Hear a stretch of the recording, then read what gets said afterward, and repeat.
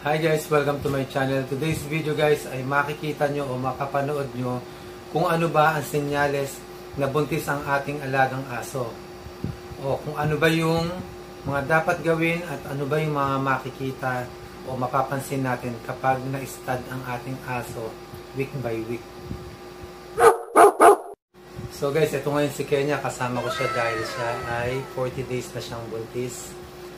Para ma-share ko din sa inyo kung ano ba yung mga napansin kong pagbabago, ano ba yung mga ginawa ko sa kanya hanggang ngayon na 40 days siya na sa pagbubuntis niya. So, hello Kenya, hello! Hi ka! Ito guys, gumawa na din akong listahan para ma-share ko sa inyo kung ano ba yung mga napapansin ko sa aso ko week by week na simula na mag-stud sila. Week by week na sa stage ng pagbubuntis nila. Para hindi ko makalimutan, nilista ko na para ma-share ko sa inyo kung ano ba yung mga nakikita ko. Dahil sa napansin ko sa kanila ay hindi sila kagaya ng ibang aso. Maraming hindi katulad ng ibang aso yung pagbubuntis ng aso ko. Pero hindi naman lahat. Gaya si Kenya, ibang-iba sa lahat ng aso na napapanood ko na nagbubuntis.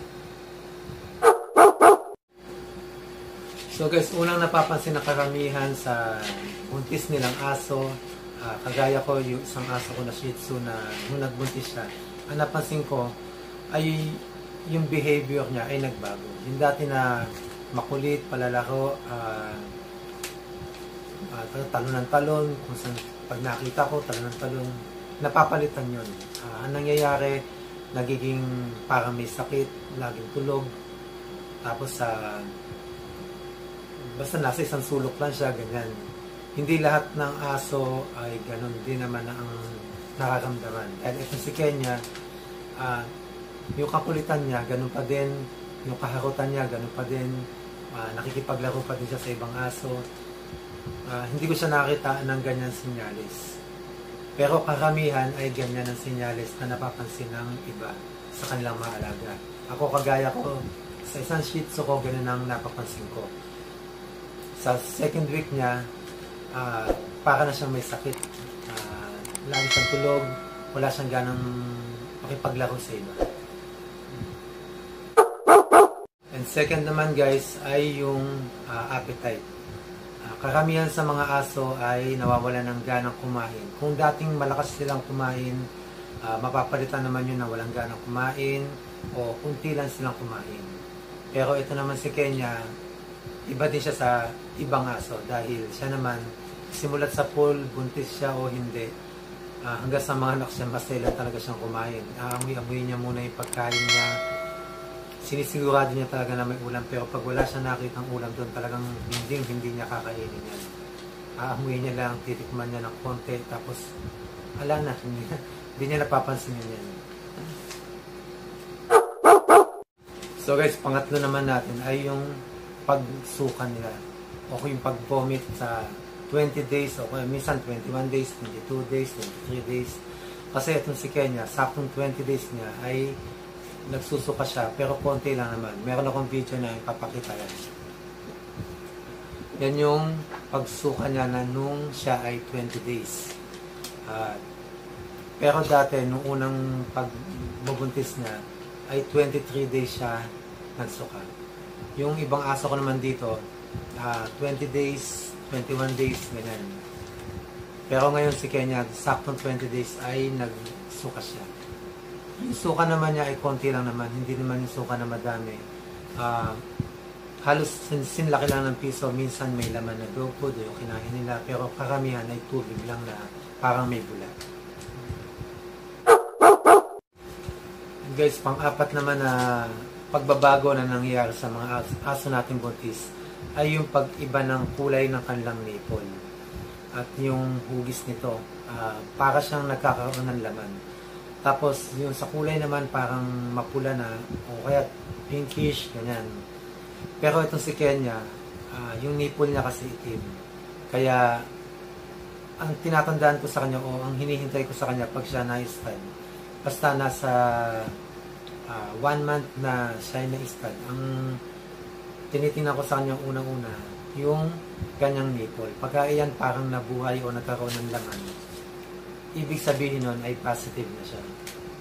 Talagang hihintayin ko na lang yung mga ibang week na dadaan o week na susunod para abangan yung kanyang pag-anak.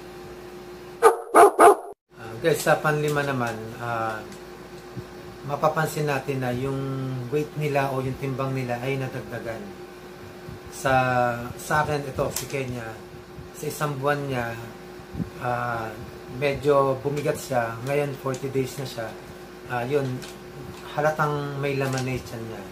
At saka sa stage na to na 35 to 40 days, dun siya lumakas kumain.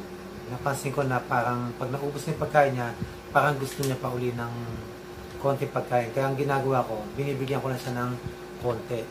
Tapos, kapag ka mga ilang oras makalipas, bibigyan ko ulit siya ng konti. Kasi nakikita ko na gusto niya pang humingi. Kaya yung weight nila ay nadadagdagan dahil lumalakas na sila na kumain. Dahil syempre, may laman na tiyan nila. Kaya yung pagkain nila ay nadadagdagan na.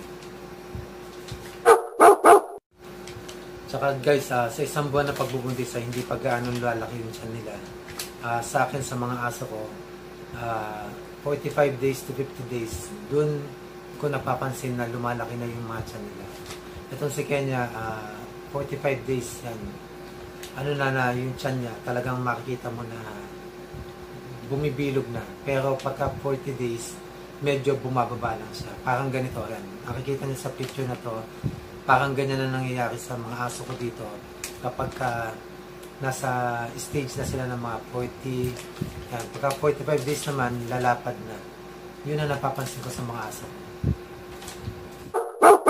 At saka guys, sa 40 days ay doon nauulit yung pagsuka ng asong buntis.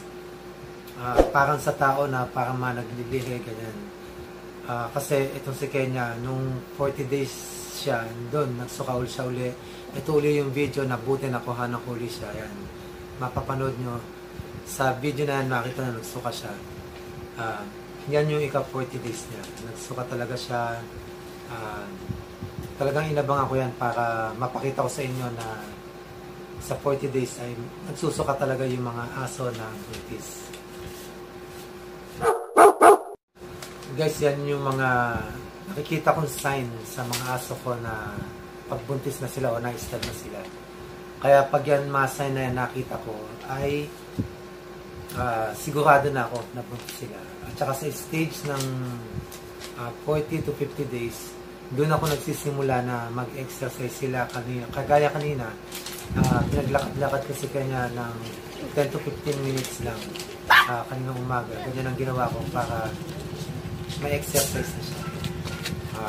Tsaka dapat pag nag-exercise tayo ng mga aso natin, huwag masyadong mainit. Dapat yung parang tayo, pag nag-jogging tayo, dapat medyo malamig, hindi ganong mainit. Diba? Ganyan din sa aso. Kaya ako, pagka stage na 40 to 50 days, ina-exercise ko na sila pa unti-unti, pang ilang minuto lang para kahit pa paano, masanay na sila. Kahit pa paano ma-exercise na sila. At maging healthy din yung mga baby nila sa loob. Guys, sa stage naman ng 51 days to 58 days, yung 15 minutes na paglalakad nila na ginagawa ko, dinadagdagan ko na yun. Ginagawa ko ng 30 to 45 minutes o minsan isang oras, basta kaya pa nila. Basta hindi pa pagod yung aso, syempre makikita naman natin yan pag naglalakad sila. Basta hindi pa sila hingal. Kasi pag napagod naman sila, uupo yan eh. O kaya dadapa. Pagka nakikita ko yung mga aso ko na buntis, hindi pa sila pagod, gusto pa nilang lumakad, hinahayaan ko lang sila. Basta pinakamatagal na isang oras sa umaga. Tapos sa hapon naman, i-exercise ko ulit na sandali lang, ibabalik ko ng 15 minutes, mga gano'n, 10 minutes lang. Ganyan ang ginagawa ko ng 51 days to 58 days. Kasi para mas ano sila, lumakas yung resistensya nila, lalo na sa pag-aanak nila. So guys, sa stage ng 59 days to 60 days, nag-iingat na ako sa pag-exercise sa kanila at binabawasan ko na din yung oras na pag-exercise nila. Ginagawa ko na lang 30 minutes kasi baka naman masobrahan, mapasama sa kanila. Tsaka para pag nanganak sila, ay may lakas sila. Kasi sa stage na yan, po pwedeng 59 days manganak na, o kaya 60 days pwede nang manganak. Kasi si Kenya, yung nangyari sa kanya nung unang panganak niya, ay 59 days pa lang, nanganak na siya kagad. At guys, may mga aso na sa 60 days ay hindi pa nanganganak. Kasi meron ako na experience, 64 days, doon siya nanganak sa mga alaga ko. Ito gaya si Kenya, 59 days pa lang, masyadong isang araw sa 60 days. Kasi karamihan ay 60 days talaga nanganganak. Pero ito si Kenya, yan nga 59 days. Yung isa ko naman na aso ay umabot ng 64 days. Guys, sa 60 days na hindi pa nanganganak yung aso ko, wala pa akong nakikita ng sign na nagkukot-kot sila o namumugad na sila.